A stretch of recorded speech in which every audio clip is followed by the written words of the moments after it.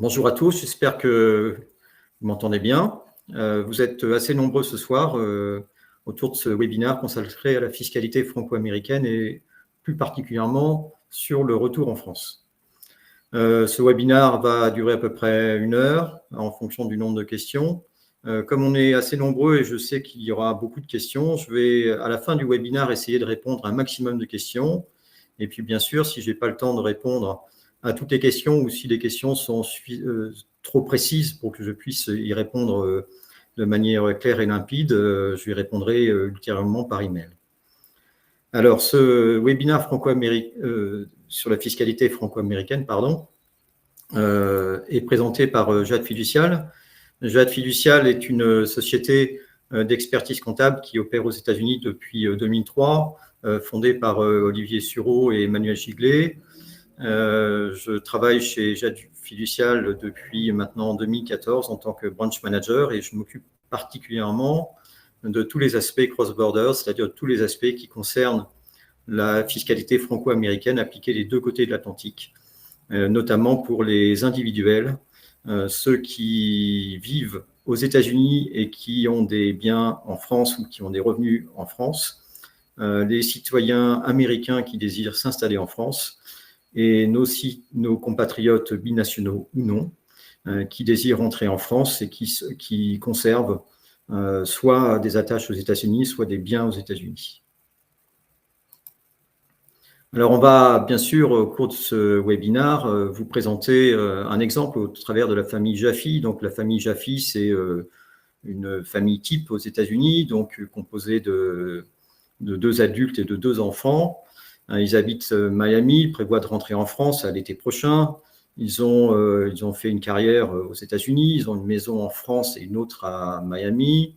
Ils ont des actions, des comptes bancaires en France et à Miami. Ils ont une assurance vie en France, on va en parler parce que c'est quelque chose d'assez particulier. Donc quelque chose d'assez classique et je suppose que les familles présentes au cours de ce webinaire vont se reconnaître dans la famille Jaffe. Alors, pour ce qui concerne le retour en France, en prenant le principe que Martin et Chantal vont rentrer vivre en France à l'été 2026, est-ce qu'ils auront à faire une déclaration aux États-Unis au cours de l'année 2027 pour l'année 2026? Et la réponse est oui.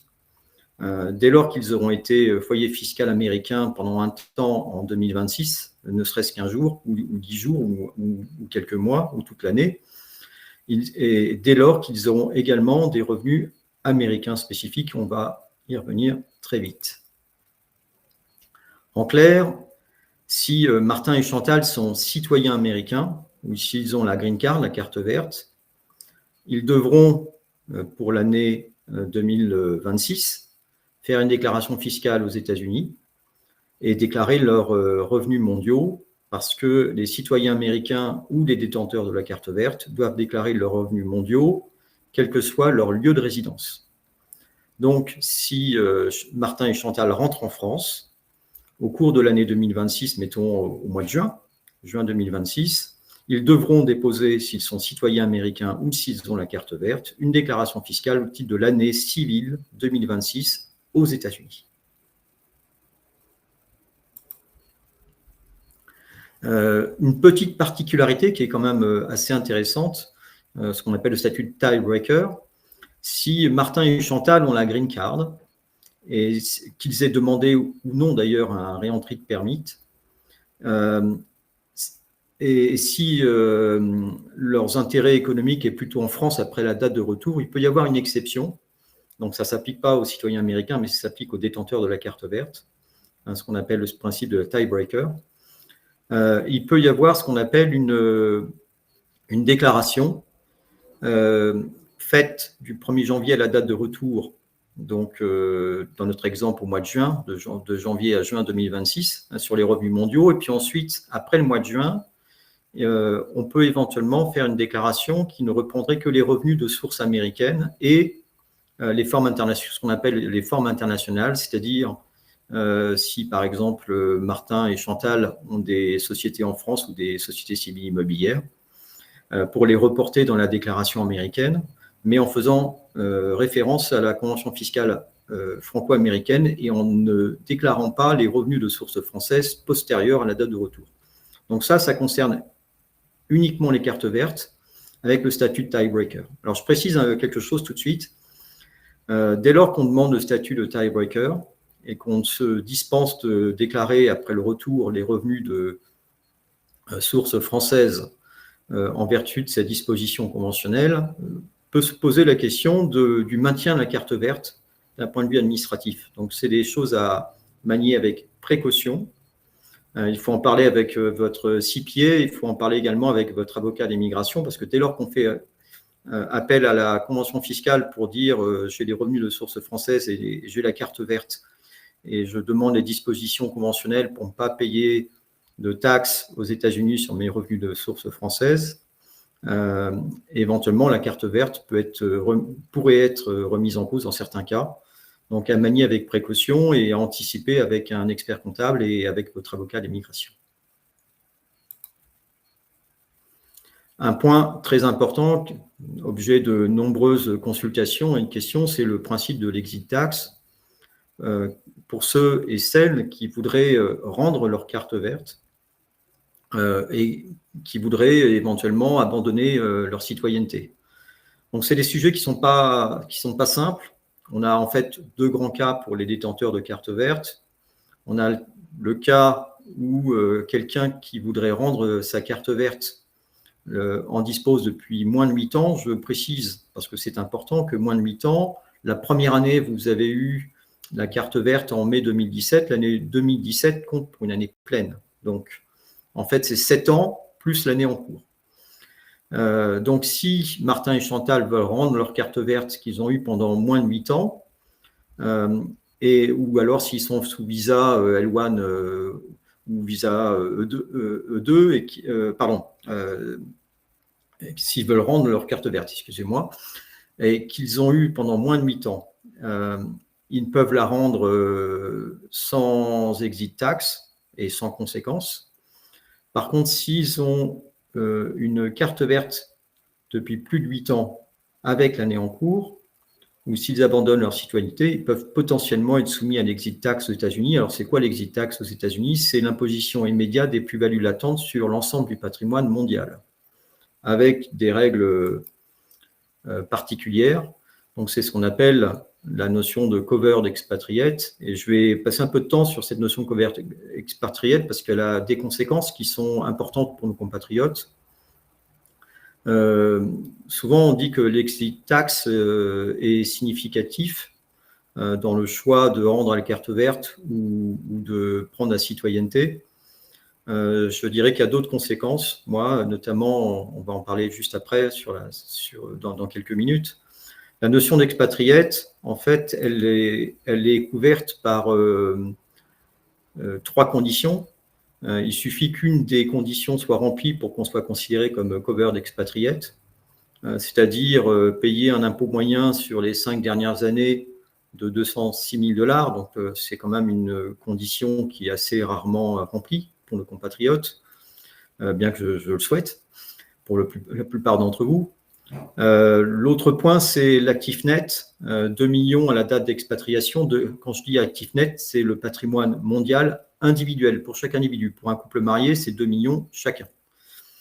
Et un point qui est méconnu, mais qui mérite d'être clarifié, ne pas être à jour de ses obligations fiscales au cours de ces 5 dernières années. Ça veut dire ne pas être à jour de ses obligations fiscales de manière complète. Si jamais, par exemple, vous avez déposé des déclarations fiscales aux États-Unis et que ces déclarations fiscales s'avèrent incomplètes parce que vous aviez une assurance vie en France et que vous n'aviez pas déclaré aux États-Unis, on considère que c'est une condition qui n'est pas remplie. D'une manière assez pratique, quand vous remplissez une forme qui s'appelle la forme 8854, relative à l'exit tax, il y a une petite case à cocher qui dit est-ce que vous avez été compliant avec les taxes US au cours des 5 dernières années, et c'est à vous de cocher la case oui, je l'ai été, non, je ne l'ai pas été.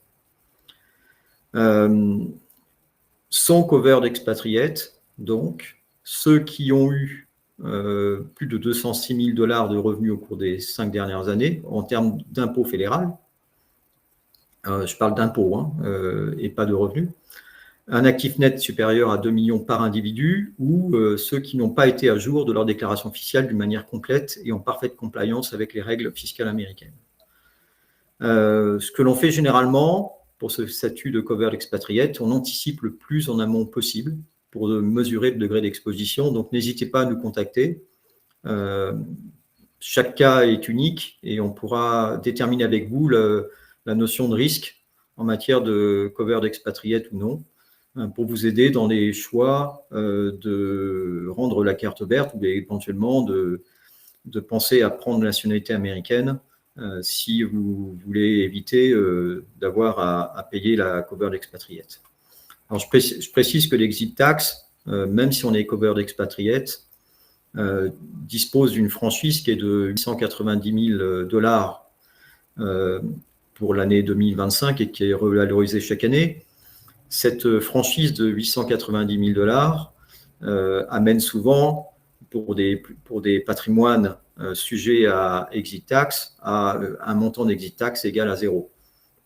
Par contre, un point qui est beaucoup plus important et méconnu, et je vais en parler maintenant, c'est des conséquences indirectes d'être covered expatriate. Et en conséquence indirecte d'être covered expatriate, on a une notion qu'on appelle la recipient liabilities en anglais.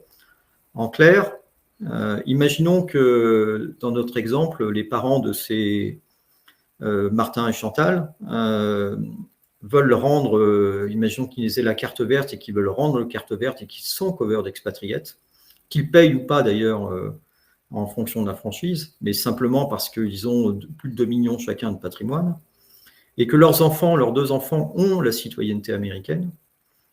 Si Martin et Chantal rendent en carte verte, sont covered expatriate, rentrent en France, il pourrait y avoir des conséquences pour les enfants. Et ça, c'est méconnu, c'est l'IRC 2801. En clair, chaque don ou transmission de Martin et Chantal à leurs enfants après leur retour, y compris l'héritage, serait soumis aux États-Unis, même si Martin et Chantal vivent en France. L'héritage serait soumis aux États-Unis à taxation pour les enfants. Ça, c'est une conséquence méconnue de la covered expatriate. C'est pour ça que dans nos analyses, on regarde non seulement le degré d'exposition à l'exit tax aux États-Unis, mais également les conséquences en matière de passeport pour les enfants, si les enfants choisissent de garder le passeport américain, ce qui arrive souvent dans les familles. Ce que l'on recommande dans ces cas-là, lorsqu'on fait ce genre de consultation, c'est éventuellement d'avoir le passeport américain pour l'ensemble de la famille, parce qu'on va le voir juste après, quand on est citoyen américain et qu'on réside en France, les dispositions des conventions fiscales sont parfois assez avantageuses pour les citoyens américains. À la suite du départ donc, de la famille, se pose donc le point de savoir s'il y a des obligations fiscales aux États-Unis pour ceux, par exemple, qui auraient un visa L1 ou un visa E2 et qui ne seraient pas étudiants visa F1 ou stagiaires visa J1. Dans ces cas-là, la plupart du temps, on est ce qu'on appelle le principe du dual statut. Le principe du dual statut, c'est le principe miroir, c'est-à-dire côté américain, on fait une déclaration du 1er janvier à la date de départ pour les revenus mondiaux, et puis ensuite, on ne déclare que les revenus de source américaine. Et puis, côté français, c'est le miroir inverse. On est non-résident jusqu'à la date d'arrivée, sauf, et on déclare que les revenus de source française imposés en France, comme par exemple des revenus locatifs de biens de source française, jusqu'à la date d'arrivée. Puis ensuite, on déclare les revenus mondiaux avec application des dispositions conventionnelles entre les États-Unis et la France. Ensuite, pour ce qui concerne l'année de départ, il y a ce qu'on appelle la forme 1040C. Le 1040C, c'est ce qu'on appelle le selling permis.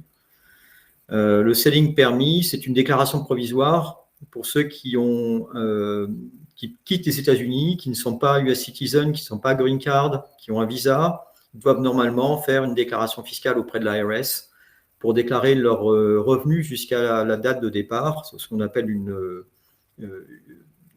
déclaration proratisée jusqu'à leur date de départ. Ça fait 12 ans que je suis aux États-Unis, qu'on entend parler de ce selling permit. J'ai quand même plutôt l'impression que dans la pratique, que c'est assez peu usité. Alors je le dis parce que c'est prévu par les textes et que normalement vous êtes censé faire une forme I-40C. Dans la pratique, les choses peuvent être un peu différentes. Renseignez-vous auprès de votre CPA pour en discuter, savoir si cette déclaration vous est applicable. Ensuite, on va parler maintenant de la fiscalité post-retour. Et pour l'ensemble de la famille Jaffe, on va voir ensemble que les conventions fiscales franco-américaines sont plutôt assez favorables et assez fortes. Je rappelle que les conventions fiscales sont faites pour éviter les doubles impositions, c'est leur nature. La plupart du temps, elles sont basées sur les dispositions de l'OCDE. Et il y a quand même quelques particularités assez intéressantes dans les conventions fiscales franco-américaines sur lesquelles nous naviguons chez JAD depuis notre création en 2003 et qui sont plutôt assez favorables quand on est résident de France. Sur quel revenu s'applique la fiscalité américaine pour Martin et Chantal? C'est simple. Si Martin et Chantal sont foyer fiscal américain, donc foyer fiscal américain, je rappelle, c'est les citoyens américains et les green cards. Ils vont être imposés sur les revenus mondiaux, donc après leur retour en France, avec application de la convention fiscale franco-américaine en termes de revenus, celle de 1994. Ils pourront également bénéficier, ça c'est pas dans la convention fiscale, ça s'applique au niveau mondial, d'une disposition de l'IRS qui exclut à hauteur de 130 000, le montant étant revalorisé chaque année, 130 000, ce qu'on appelle les Foreign Earned Exclusions. La Foreign Earned Exclusion s'applique sur les revenus actifs, donc les salaires, les revenus des professions indépendantes, comme les activités de consulting, par exemple, et exercées à titre indépendant. Donc, je suis Chantal, j'exerce une profession d'auto-entrepreneur en France après mon retour. J'ai 70 000 € de revenus d'auto-entrepreneur. Est-ce que ça va être, je suis foyer fiscal américain, c'est-à-dire je suis US citizen. Est-ce que je peux déduire de mon imposition aux États-Unis cette somme de 70 000 € que je gagne en France et sur lequel je vais être imposé en France? La réponse est oui, à hauteur de 130 000 $. Il y a une petite disposition technique, c'est qu'en France, on déclare, pour ceux qui sont salariés, le net imposable, alors qu'aux États-Unis, on déclare le gross salary, le salaire brut. Donc les 130 000, ce n'est pas le salaire net imposable, c'est le salaire brut retravaillé. En conclusion, les États-Unis, si Martin et Chantal sont foyer fiscal américain, vont imposer les revenus mondiaux avec application de la convention fiscale, avec la Foreign Earned Exclusion. On constate quand même chez JAD dans la pratique, pour ceux qui sont salariés ou professions indépendantes, avec la Foreign Earned Exclusion, avec le Foreign Tax Credit français, il est quand même assez rare pour des revenus moyens d'avoir une fiscalité sur les revenus actifs supplémentaires au niveau de l'État fédéral. Si Martin et Chantal ne sont pas foyer fiscal américain, c'est-à-dire s'ils n'ont pas la green card ou s'ils n'ont pas la citoyenneté américaine, ils continueront d'être imposés aux États-Unis sur leurs revenus américains spécifiques, mais généralement, ils n'auront plus droit à la déduction fiscale individuelle, celle que nous avons chaque année en tant que citoyens américains sur notre déclaration fiscale. Alors, qu'est-ce qui va continuer à être imposé aux États-Unis? Les revenus fonciers de source américaine, les plus-values sur les immeubles situés aux États-Unis, les salaires américains, et je précise si le travail a été réalisé aux États-Unis, parce que si vous êtes salarié aux États-Unis et que vous travaillez en remote de France, vous serez imposé aux États-Unis mais vous serez aussi imposé en France et il va falloir expliquer aux États-Unis que vous avez déjà été imposé en France. Et les dividendes américains,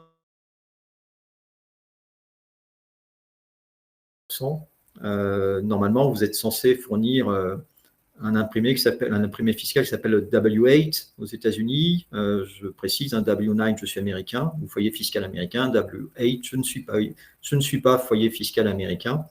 Et à ce moment-là, vous fournissez ce document à votre banque ou à votre organisme qui gère les IRA, les 401k, etc., pour qu'ils appliquent la convention fiscale franco-américaine et qu'ils évitent de vous prélever 30% et qu'ils vous prélèvent simplement 15% sur les dividendes. Je précise que pour ceux qui bénéficient d'IRA ou de 401k, le précompte quand on n'est pas foyer fiscal américain, normalement c'est 30%, avec la possibilité éventuelle de réclamer la différence quand vous faites votre déclaration fiscale de non-résident aux États-Unis.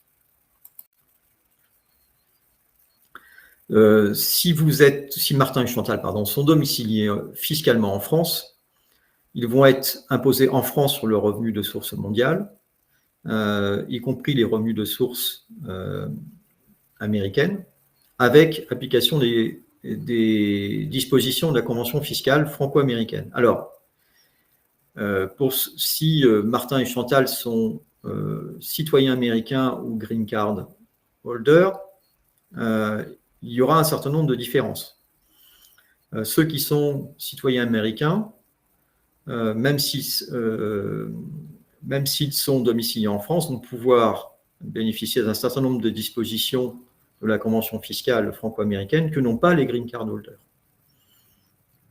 Je précise également que la fiscalité en France peut être atténuée dans un certain nombre de cas par l'application d'un régime d'impatriation. Donc, le régime d'impatriation, c'est un régime qui est prévu par l'article 155B du Code général des impôts en France.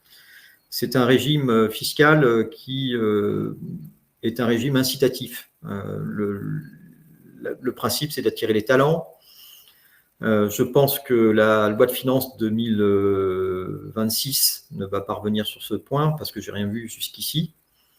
Quel est le principe ? Dès lors que vous n'avez pas été foyer fiscal français pendant un certain nombre d'années, vous pouvez demander l'application du régime d'impatriation avec une exonération fiscale de 30% sur vos revenus actifs de salaire qui s'applique dans certaines conditions, ce qu'on appelle un salaire différentiel, c'est-à-dire le sursalaire qui est appliqué parce que vous êtes un talent.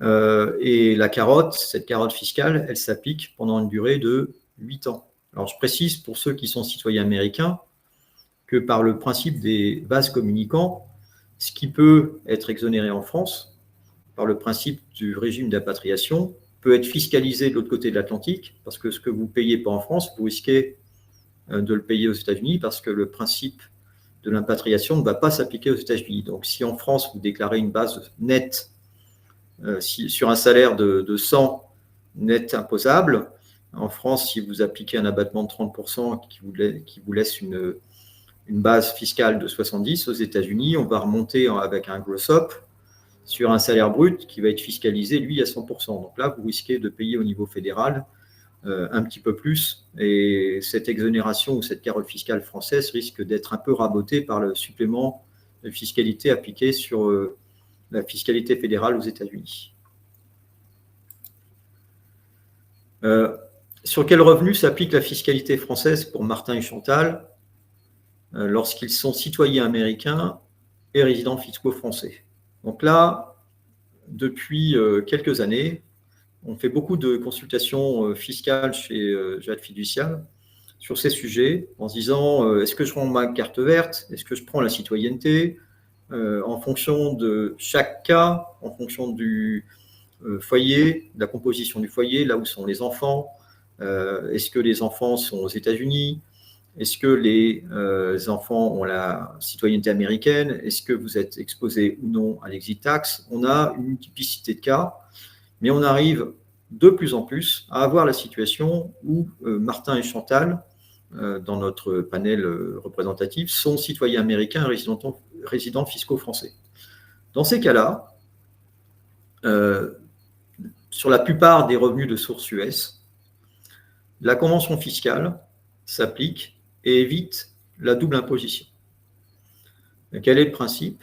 Report en France de l'ensemble des revenus de source américaine pour le principe d'impôt progressif, pour déterminer ce qu'on appelle le taux marginal d'imposition appliqué aux autres catégories de revenus. Ça va être par exemple les intérêts, les dividendes, les capital gains de source américaine sur les brokerage accounts. Ça va être également les retraites américaines.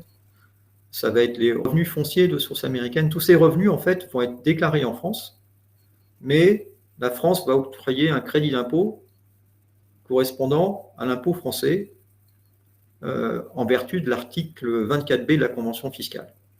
Alors, cet article 24B, qu'est-ce qu'il dit? Il dit, pour les citoyens américains uniquement, je rappelle, l'article 24B ne s'applique pas au green card holder.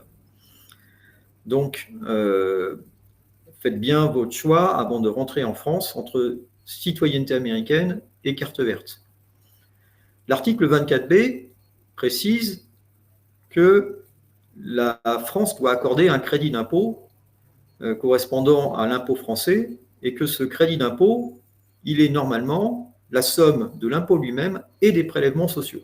Alors, dans la pratique, parce que on constate dans la pratique depuis quelque temps, l'administration fiscale bataille, notamment sur les prélèvements sociaux. On a de plus en plus de contentieux sur l'application de l'article 24B, donc ce sera à suivre dans la pratique, parce qu'il suffirait que l'administration fiscale française change la dénomination des prélèvements sociaux pour l'affecter au budget de l'URSSAF, pour qu'on puisse avoir un peu plus de difficultés à faire appliquer ce principe de cumul d'exonération d'impôts en France, y compris la CSG-CRDS, pour les citoyens américains sur leurs revenus de source américaine, et notamment leurs revenus de leur brokerage account, des avoirs financiers détenus aux États-Unis. Je précise que ce point-là est à suivre parce que il y a des doctrines administratives et dans les contentieux fiscaux, normalement, on arrive à avoir gain de cause sur l'ensemble de nos contentieux, mais on sent qu'il y a une tendance de l'administration fiscale à batailler dur sur ce point et à être assez réticente à accorder le crédit d'impôt sur les prélèvements sociaux. Un autre point très important pour les citoyens américains qui résident en France et qui, par exemple, n'ont pas des retraites françaises ou qui n'ont pas de revenus actifs de source française, des salaires, par exemple, ou des revenus des indépendants. S'applique pour eux ce qu'on appelle la taxe PUMA s'ils sont à la charge de la France en termes de sécurité sociale. Vous êtes citoyen américain, vous n'avez pas le passeport français, vous vous installez en France. Au bout de 3 mois, vous pouvez demander la carte vitale. Si vous avez uniquement des revenus de source américaine, vous serez sujet à la taxe PUMA. Alors, la taxe PUMA, c'est 6,5% de vos revenus mondiaux, appliqués à partir de 23 000 euros jusqu'à 376 000 euros à peu près, en base. Donc, ça peut être assez significatif pour les hauts revenus. Mais cette contribution PUMA, c'est pas une taxe, c'est une charge sociale qui est en fait la balance ou l'équivalent du fait que vous soyez pris en charge par l'URSSAF pour ce qui concerne votre couverture sociale en France. Je précise également qu'il y a des exonérations de la PUMA, notamment pour les Américains qui seraient couverts par un régime propre aux États-Unis ou qui seraient issus par exemple, de certains organismes, certaines ONG qui ont leur propre système social aux États-Unis qui ne seraient pas couverts par l'URSSAF en France, par la sécurité sociale en France. Pardon. Je l'ai précisé, 3 conventions fiscales actives entre la France et les États-Unis en termes d'impôt sur le revenu, c'est la convention de 1994. La France bénéficie d'une convention de donation-succession de 78 amendée en 2004 avec les États-Unis. Point très important, les États-Unis ont simplement une quinzaine de conventions de donation-succession et la France en fait partie. les Français bénéficient à peu près des mêmes avantages que les Américains en termes de marital déduction et générale exclusion. Ça ne change pas la donne, et c'est important, je le dis tout de suite. Vous êtes résident fiscal en France, vous avez votre domicile en France. Quelle est la loi successorale qui s'applique? La loi successorale française. On voit beaucoup d'Américains ou de binationaux qui nous disent je rentre en France, j'ai des biens aux États-Unis, notamment des biens immobiliers. Est-ce que je vais payer de l'impôt en France en termes de donation de succession sur ces biens immobiliers? La réponse est oui, parce que la loi successorale qui s'applique, c'est la loi française dès lors que votre domicile est en France. Il y a une troisième convention, c'est une convention de sécurité sociale, ce qu'on appelle le Totalization Agreement. Il date de 1987, il a été amendé en 1980, mis en service, au 1er janvier 1988. Cette convention de sécurité sociale, elle régit les règles en termes de base de sécurité sociale appliquée dans les deux pays. Vous êtes un salarié français non détaché et vous travaillez avec un bulletin de salaire français, mais vous êtes aux États-Unis, vous allez payer de l'impôt aux États-Unis. En termes de sécurité sociale, si vous êtes temporairement aux États-Unis, vous pouvez éventuellement être rattaché à la France, mais avec une procédure spécifique. Vous êtes un salarié américain. Vous déménagez en France. Vous travaillez en remote, vous travaillez en télétravail de France. Ça arrive régulièrement et on le voit souvent dans nos dossiers. Où devez-vous cotiser si vous n'êtes pas temporairement détaché en France? La réponse est en France. Et bien sûr, vous allez payer vos impôts en France parce que dès lors que vous travaillez en France, vous devez payer vos cotisations sociales en France et vous devez payer votre impôt en France, même si vous êtes payé avec une payroll américaine, c'est-à-dire un bulletin de paye américain. Et depuis le Covid, depuis la pandémie, on constate qu'il y a énormément de personnes qui s'installent en France et continuent d'être payées par les États-Unis. Ça pose problème. Et on essaye ensemble, chez JAD, de trouver des solutions pour vous, dans ce cas-là, qui soient plutôt sécurisées pour vous éviter des problématiques avec l'URSSAF ou avec les impôts.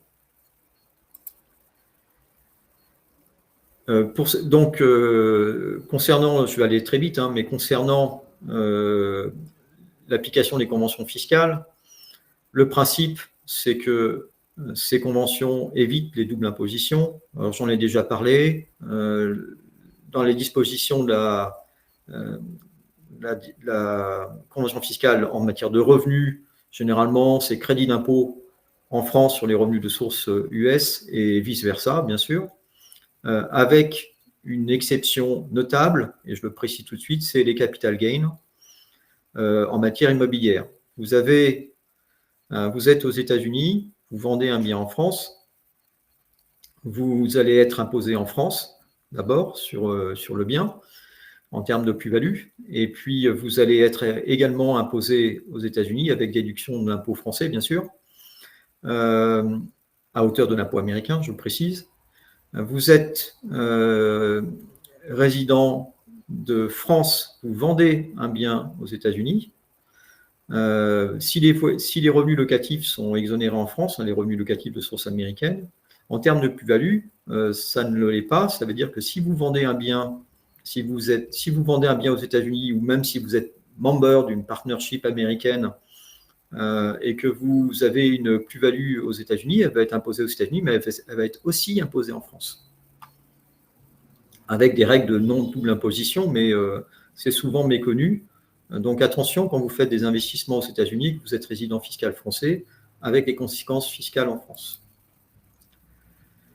Généralement, le crédit d'impôt américain est limité au montant de ce qui est payé en France, et pour les États-Unis, on a le principe équivalent.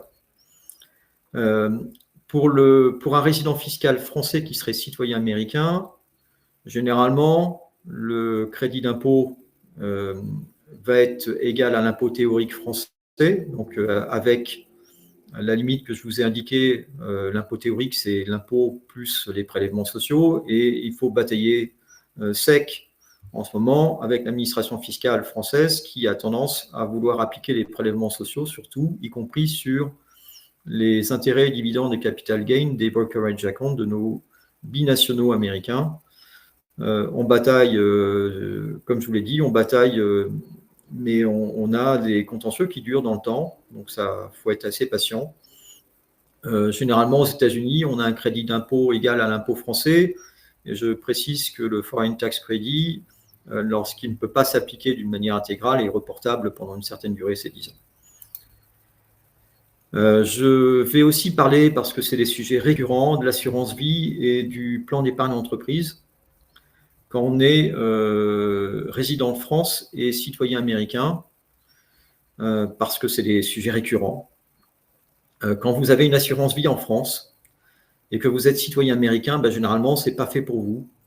Au moins, pas en ce qui concerne les investissements en unité de compte. Alors, généralement, vos conseillers financiers vont vous proposer des assurances vie françaises avec des mix fonds euros et unité de compte. Et quand on est un citoyen américain, ou green card d'ailleurs, et qu'on est résident en France et qu'on a ce genre de produit, ou même quand on est citoyen des États-Unis ou résident aux États-Unis même, et qu'on a ce genre de produits, on a des difficultés aux États-Unis parce que ces produits sont considérés souvent comme des PFIC, Passive Foreign Investment Company. En clair, vous faites de la concurrence à Charles Schwab et à Fidelity en investissant dans les supports multi fonds communs de placement et SICAV en France, donc vous allez être puni avec une fiscalité qui va être outrageusement défavorable.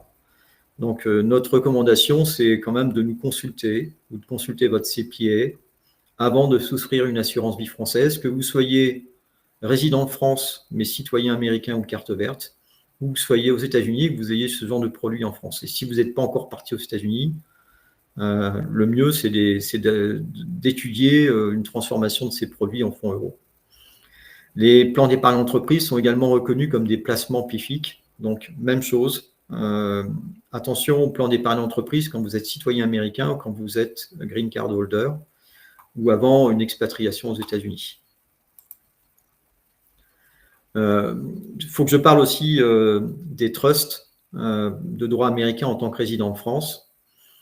Alors, le trust américain, pourquoi on fait un trust aux États-Unis? C'est généralement pour éviter la probate, c'est-à-dire des procédures lourdes et judiciaires pour administrer les successions aux États-Unis. Donc, généralement, on fait des trusts de droit américain, des Family Irrevocable Trust ou des Irrevocable Trust, voire des Charitable Reminder Trust, quand on veut faire des dons lorsque l'on part. En tant que résident de France, que vous soyez citoyen américain, que vous soyez green card holder, ou même que vous ne soyez ni l'un ni l'autre, et que vous avez un trust de droit américain qui gère des brokerage accounts aux États-Unis, des biens immobiliers aux États-Unis, il faut se poser la question de savoir si vous allez le conserver en France. Et là, la tendance est de distinguer les Family Irrevocable Trusts des Irrevocable Trusts et des Charitable Reminder Trusts.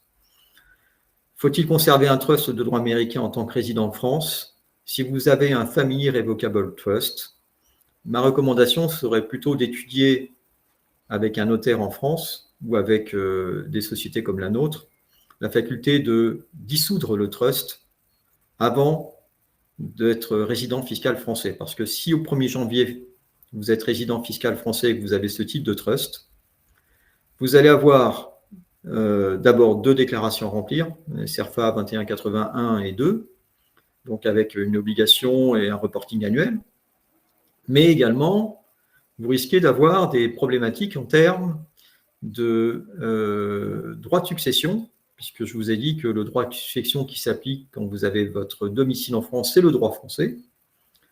Et quand vous avez un trust aux États-Unis, un Family Irrevocable Trust, il n'est pas évident que l'administration française assimile la transparence de ce trust à niveau individuel et n'ait pas l'idée de vous taxer de 45 à 65% dès le premier euro sur les biens contenus dans ce trust. Donc, Family Irrevocable Trust, en tant que résident de France, ce n'est pas forcément une bonne idée. Il faut en discuter avec nos équipes et en discuter éventuellement avec votre notaire en France qui connaît bien au moins un notaire qui connaît bien le principe du droit américain.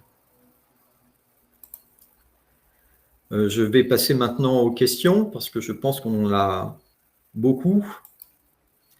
Je vais essayer d'être le plus exhaustif possible. Alors, il me faut un petit peu de temps, malheureusement, pour lire les questions. Par exemple,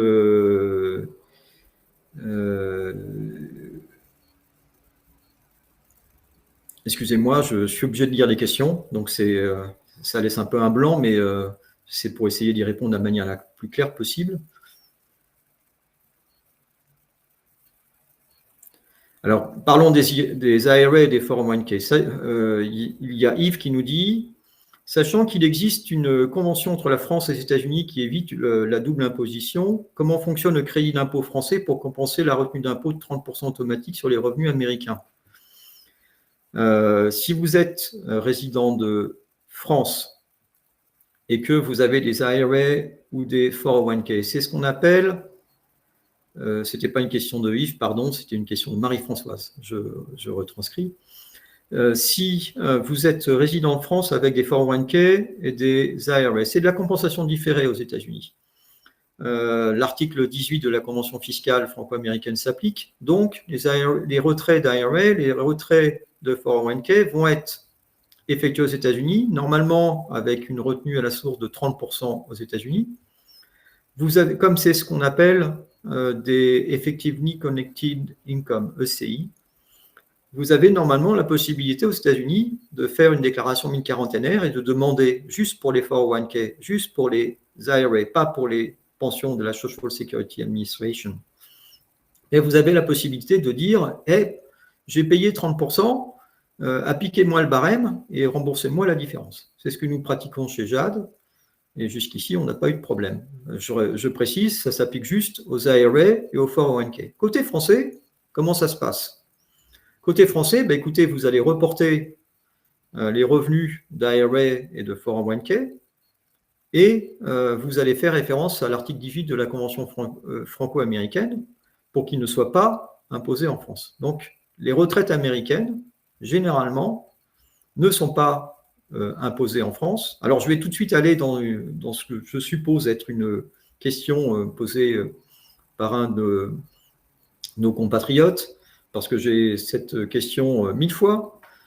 Quid des Roth IRA, Roth 401k? Et alors là, on voit de tout. Les gestionnaires de patrimoine qui vous proposent d'alimenter des Roth IRA après votre retour en France en vous disant ça va être exonéré d'impôts en France et c'est un bon plan en question américain. Au niveau américain, oui, ça peut être quelque chose d'intéressant. Côté français, moi j'ai une position plus nuancée en disant si les retraits de capital des Roth IRA qui sont du post-tax peuvent être exonérés en France, pour moi, les revenus de ces tels comptes, les intérêts, les dividendes et les gains seraient taxables en France. Pourquoi? Par symétrie avec les plans d'épargne retraite en France. Quand vous avez un plan d'épargne retraite en France, le capital peut être exonéré dans un certain nombre de cas. Mais les gains sont taxés à 30% en PFU. Pourquoi? Un brokerage account serait taxé également en France au PFU. Et pourquoi un Roth IRA serait exonéré sous prétexte qu'il relève de la Convention article 18? Je dis bien, au niveau du capital, pour moi, il n'y a pas de problème. Par contre, au niveau des gains, des intérêts et des dividendes, je suis beaucoup plus circonspect. J'aurais plutôt tendance à dire qu'il faut les imposer en France. Je vais passer à d'autres questions. Excusez-moi, je suis obligé de lire. J'avais la même question sur les IRA, donc c'est une question récurrente. En termes, donc là on pose la question, il y a Christine qui nous dit, pouvez-vous aborder le traitement en France de comptes IRA et Roth lors d'un retour en France? Si vous voulez donc faire un rollover du 401k vers IRA avant votre retour en France, pas de problème. Ce sera pas imposé aux États-Unis et en France, même chose. Dès lors que ça reste en fait du pré-taxe, pour moi, je ne vois pas de sujet, application de l'article 18 de la Convention fiscale. Dès lors que vous allez faire des retraits de vos 401k, de vos IRA, pas de sujet, imposition aux États-Unis, pas d'imposition en France, simplement pris en compte en tant que revenu pour déterminer le taux marginal d'imposition, mais application de la Convention fiscale de 1994. Roth IRA, je conclus, le retrait en capital, pas de problème, les gains post-retour, je pense qu'ils sont imposables en France, c'est une opinion personnelle. Je conclus qu'il y avait une question sénatoriale de 2020 à ce sujet et qu'une réponse ministérielle a dit que les Roth IRA relevaient de l'article 18, mais sans répondre sur les gains. Ensuite,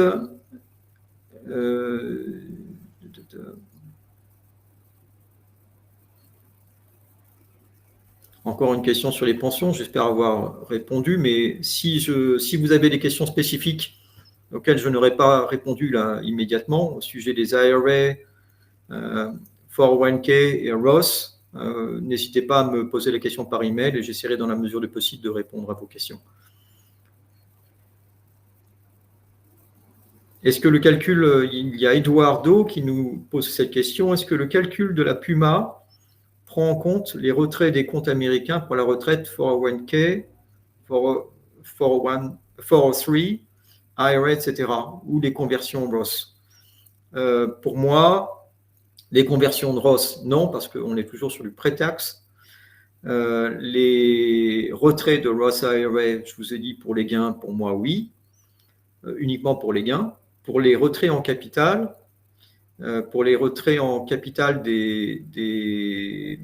401k et 403, dès lors que c'est un revenu imposable en France au niveau de la détermination du revenu imposable, la PUMA taxe devrait s'appliquer. Dès lors que vous êtes, bien sûr, je le reprécise, couvert par une assurance sociale en France et dans la mesure, c'est-à-dire dès lors que vous avez la carte vitale, et dans la mesure où vous n'avez pas de revenus actifs en France ou de retraite en France. Quel est le moyen d'éviter la PUMA taxe? Parce que j'ai cette question 1000 fois. Il suffit que vous ayez des revenus actifs équivalents à 20% du plafond annuel de la sécurité sociale. C'est à peine 10 000 € par an. Vous avez énormément de portefeuilles de comptes de retraite. Vous prenez votre retraite en France et vous avez encore la possibilité de faire une activité de consulting. Si vous faites une activité de consulting qui dégage 10 000 € par an de revenus actifs, même une activité auto-entrepreneur, vous n'allez pas payer la PUMA sur vos revenus américains. Donc la PUMA, c'est une taxe qui s'applique sur l'ensemble de vos revenus américains, mais si vous n'avez aucun revenu en France de source active et si vous n'avez pas de retraite soumise à l'assurance maladie en France et que vous avez la carte vitale.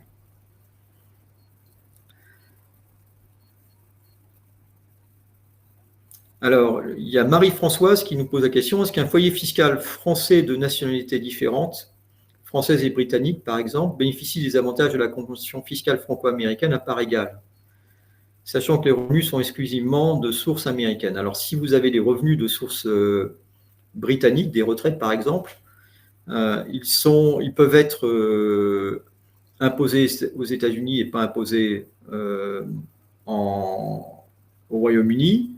Et il faut regarder chaque convention, la convention fiscale entre la France et le Royaume-Uni, la convention fiscale entre les États-Unis et le Royaume-Uni. Donc en fait, on ne peut pas se baser sur la convention fiscale franco-américaine, on est obligé de regarder chaque nature de revenus, chaque source de revenus pour déterminer la convention fiscale applicable et son traitement fiscal des deux côtés de l'Atlantique. C'est ce que nous pratiquons chez Jade Fiducial. Je continue à lire, j'en suis désolé.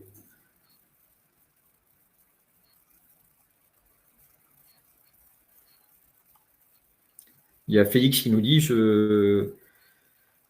eu ma carte verte au cours du mois de juillet 2025. Comment faire pour ne pas payer mes impôts des deux côtés? En fonction de cas précis, il est possible de demander ce qu'on appelle le statut d'exception, le statut tiebreaker, si vous êtes résident en France et que vous avez le centre de vos intérêts économiques et vitaux en France. Ce que je vous suggère, Félix, c'est de faire une consultation avec un CPA pour vous aider sur ce sujet et pour savoir si ça peut vous être applicable. Si vous êtes déjà aux États-Unis avec votre green card, ça va être difficile de vous exonérer des obligations fiscales américaines.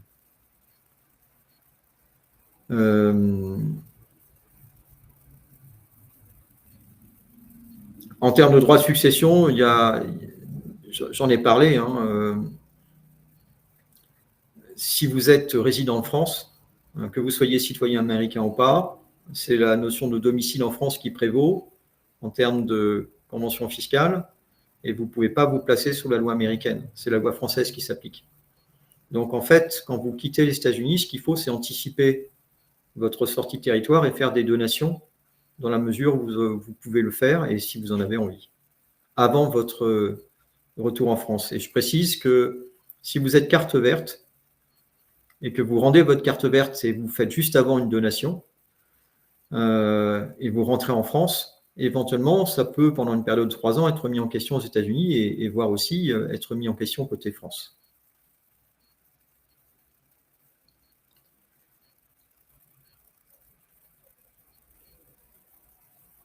Alors, la notion de... Il y a Sophie qui nous pose la question. Un couple de citoyens américains vivant en France plus de 6 mois par an peut quand même être considéré foyer fiscal américain?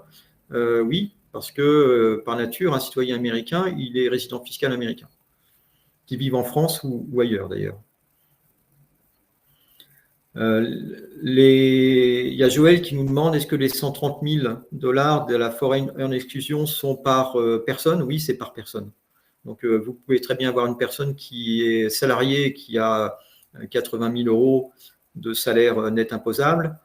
Elle devrait pouvoir bénéficier des 130 000 $ d'exonération. Si le conjoint ou la conjointe bénéficie de revenus self-employment, par exemple des revenus de BNC, des revenus artistiques, des revenus des professions indépendantes, cette personne pourra aussi bénéficier des 130 000 $ d'exonération.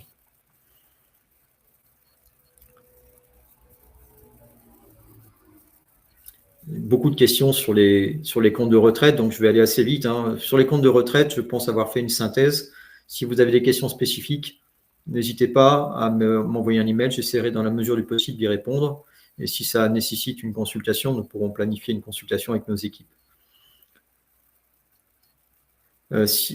Sandra qui nous dit, si on a un saving account aux États-Unis qui produit des intérêts chaque année après le retour en France, doit-on faire une déclaration fiscale aux États-Unis, sachant qu'on n'a pas d'autres revenus côté américain? Tout dépend si vous êtes foyer fiscal américain, c'est-à-dire green card ou citizenship, US citizen. Si, normalement, c'est ce que je vous ai dit tout à l'heure, si vous avez rendu votre green card, si vous étiez sous visa et que vous avez un brokerage account, vous donnez à votre établissement financier une forme qui s'appelle la forme W8, dans laquelle vous faites référence à la convention fiscale franco-américaine pour ne payer que 15% de prélèvement sur vos dividendes et 0% sur les intérêts. Par contre, en France, à ce moment-là, vous ne paierez pas d'impôt aux États-Unis. Il y aura juste une retenue à la source de 15% prélevé par l'organisme bancaire aux États-Unis. Ces 15%, ça va être représentatif d'un crédit d'impôt côté France. Et pour un résident fiscal français qui n'est pas US citizen, qui n'est pas green card et qui a des brokerage accounts aux États-Unis et qui a des intérêts et dividendes de source américaine, c'est reportable en France, imposable en France, les intérêts et les dividendes, au PFU, donc au taux de 30%, avec éventuellement prise en compte des 15% payés côté US. Et côté US, il faut juste penser à informer les organismes gestionnaires de compte que vous n'êtes pas américain ou que vous n'êtes plus américain pour qu'ils vous appliquent la bonne convention fiscale avec cette forme de W8. Alors, il y a Pierrick qui nous dit, à la fin de mon contrat Banque mondiale, cette année, je suis rentré en France et désormais fiscalement domicilié en France. Je n'étais pas imposé aux USA, Banque mondiale, sans doute avec un visa de type G4. Je précise à Pierrick qu'il y a des dispositions fiscales spécifiques avec les ONG, entre la France et les ONG. C'est vraiment très spécifique. Généralement, si vous êtes résident en France et si vous avez été à la Banque mondiale, vous êtes imposé en France sur vos revenus mondiaux, c'est-à-dire que les revenus que vous pourriez avoir aux États-Unis seraient imposés en France. Beaucoup de questions sur les 401k, sur les retraites, les Roth IRA. Est-ce qu'il y a, si vous avez il y a Guillaume qui nous demande quid des HSA qui sert pour payer ses dépenses de santé aux États-Unis. En France, si vous avez des gains sur ces comptes-là, pour moi, c'est la même chose que les Roth IRA, c'est-à-dire c'est imposable. Rapidement, la wealth tax en France, c'est l'IFI. Je vais répondre à Guillaume. L'IFI en France, c'est 1,3 million sur les revenus sur les biens immobiliers de source française. Et quand vous bénéficiez du statut d'impatrié dans l'article 155 du Code général des impôts ou que vous rentrez en France et que vous n'avez pas été foyer fiscal français pendant les 5 années précédentes, vous avez une exonération en France pendant 5 ans des biens de source américaine. Donc, je rentre en France, je possède un appartement à New York. Quelle est ma base IFI si je n'ai pas de biens français? C'est 0 pendant une période de 5 années. Et bien sûr, à la condition que je n'ai pas été foyer fiscal français pendant les 5 années précédentes. Donc, il y a une sorte de mesure de tempérament pour les biens de source américaine pendant une période de 5 ans qui s'applique à votre retour en France.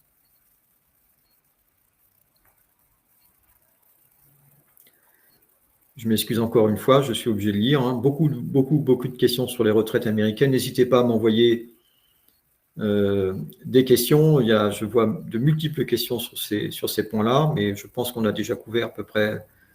Il y a Nicolas qui nous dit quels sont les prélèvements sociaux aux USA dont vous parlez? Payroll tax et Social Security Medicare tax. Vous parlez sans doute du fait de travailler de France pour un employeur américain et si vous êtes US citizen ou green card holder. Normalement, les prélèvements sociaux, c'est en France que ça s'applique. Donc, généralement, vous pourriez avoir une situation de double imposition. Vous avez une payroll aux États-Unis dans lequel s'appliquent les charges sociales et puis en France, vous pourriez payer des cotisations sociales parce qu'on va vous dire que vous travaillez en France, vous travaillez de France, même si vous travaillez par un employeur américain. Vous devez payer vos cotisations sociales en vertu du Totalization Agreement de 1987. Je précise, notamment pour ceux qui ont des LLC aux États-Unis et qui font du consulting aux États-Unis au travers de la LLC, que ça s'applique pour eux et qu'il y a des BOFIP, la doctrine fiscale en France, qui est bien précise sur ce point. Si vous avez une LLC aux États-Unis qui facture des clients américains, vous travaillez de France, où est situé votre établissement permanent? En France. Où devez-vous payer votre impôt et vos charges sociales? En France. Le risque,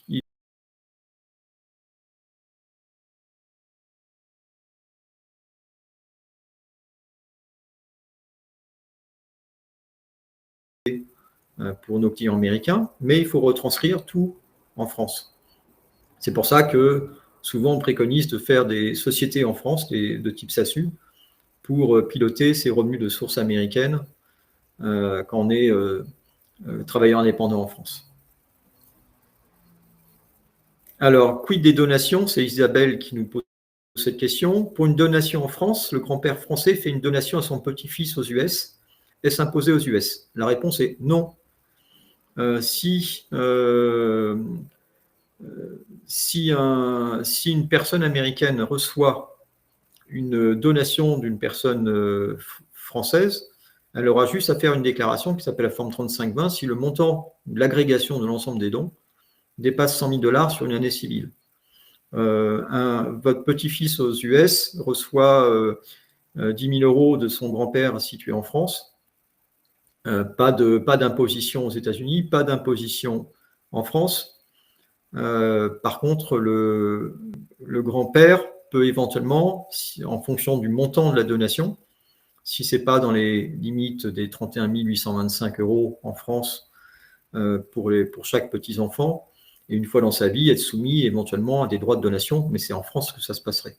Mais pour votre fils situé aux États-Unis, rien de particulier. Qu'en est-il de la... C'est Claude qui nous pose cette question. Qu'en est-il de la lifetime gift fait aux entrants avant de quitter les États-Unis? Si vous faites... vous pouvez utiliser aux États-Unis la lifetime exclusion à hauteur de presque 13 millions par personne, je précise. Si vous êtes citoyen américain ou green card holder et que vous avez fait ça pendant que vous étiez en résidence fiscale américaine, pas de problème. Une fois que vous êtes rentré en France, ce sera la lifetime exclusion continue à s'appliquer dès lors que vous avez appliqué ce qu'on appelle la forme 709 aux États-Unis qui récapitule les dons que vous avez faits au cours de votre existence en tant que citoyen américain ou en tant que carte verte, résident foyer fiscal aux États-Unis. Il n'y a pas de problématique particulière. Le seul point particulier, c'est les donations qui sont faites proches d'un départ. Pour quelqu'un qui a la carte verte et qui va par exemple prendre sa carte verte l'année suivante, là on est dans une zone grise qui est beaucoup plus sérieuse et là il faut consulter les CPA pour savoir si c'est bien exonéré aux États-Unis et que ça fait partie, si ça peut faire partie de la lifetime exclusion, parce qu'on a vu des cas qui sont assez tendancieux. Il y a Isabelle qui nous pose la question, double nationalité plus retour en France pour la retraite, aurais-je droit à la sécurité sociale française? Alors oui, vous aurez le droit à la sécurité sociale française si vous avez travaillé pendant 15 ans en France, ou à n'importe quel moment si vous êtes résident de France après une période de franchise de 3 mois, avec la PUMA taxe qui s'appliquerait, comme je l'ai indiqué précédemment.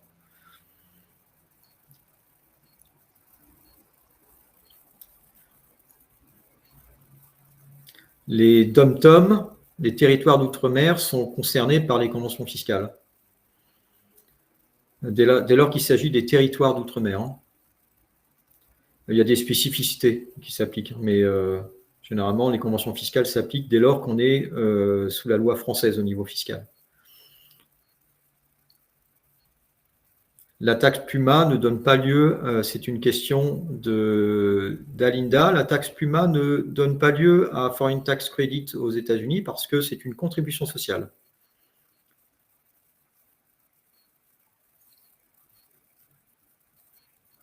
Encore beaucoup de questions sur les retraites. Je pense avoir fait le tour.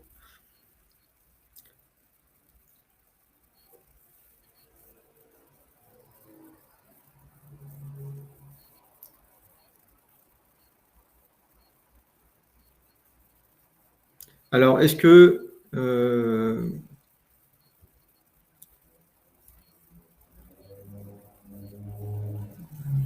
il y a Stéphano qui nous dit, est-ce qu'un citoyen américain est toujours sujet aux taxes américaines après être devenu résident fiscal français? La réponse est oui, dès lors qu'il est US citizen ou quel que soit son lieu de résidence d'ailleurs, avec application de la convention fiscale sur les foreign exclusions. Le seul point d'exonération concerne les États, la couche étatique. Sauf si, dans certains cas, vous conservez des biens situés dans un État qui applique la fiscalité. Beaucoup de questions sur la taxe PUMA, mais je pense que j'ai fait le tour.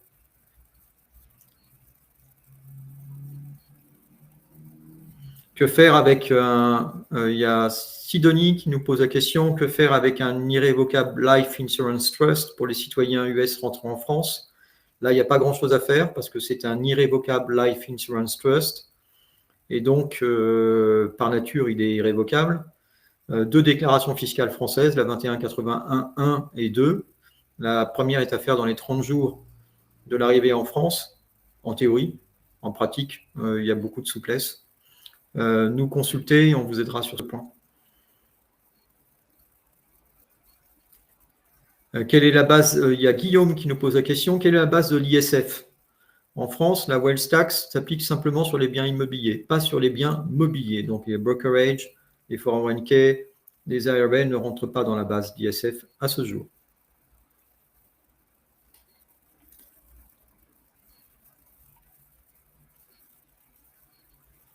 J'ai beaucoup de questions sur les trusts, donc je pense que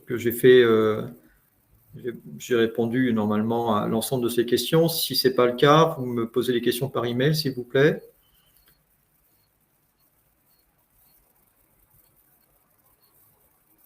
Il y a Olivier qui nous pose la question, si un des conjoints est citoyen américain et l'autre a une carte verte, comment ça se passe pour la déclaration au fisc américain ou au cas où on réside en France? Même si le conjoint ou la conjointe n'était pas un citoyen américain, il y a toujours la possibilité, dans certains cas, de rattacher ce qu'on appelle les NRA, les non-resident aliens dans la taxe américaine. Mais dès lors que quelqu'un est carte verte et l'autre citoyen américain, foyer fiscal américain. Donc, déclaration fiscale américaine pour l'ensemble du foyer, avec application des dispositions conventionnelles dont j'ai parlé auparavant.